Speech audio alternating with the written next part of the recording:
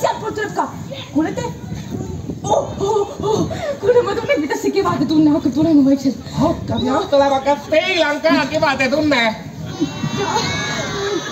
Tõstame ka neljast kogume kevade tunnet. Jah. Tundub, et päris paljudel on kevade tunne käes.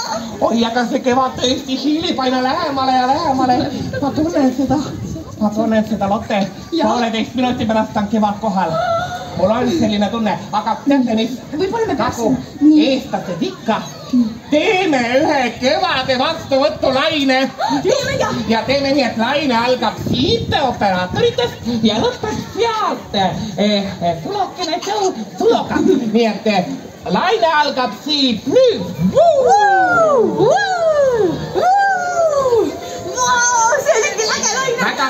Väga tublid, aga päris paljud unustasid ära, mis on laine. Teeme ühe veel.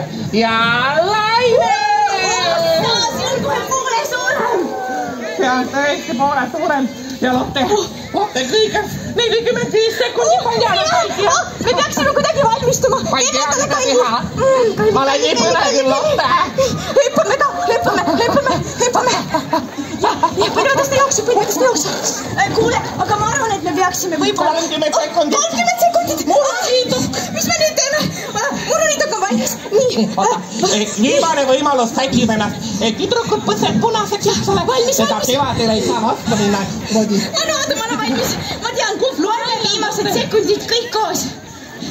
Oleme valmis. 10, 9, 8, 7, 6, 5, 4, 3, 2,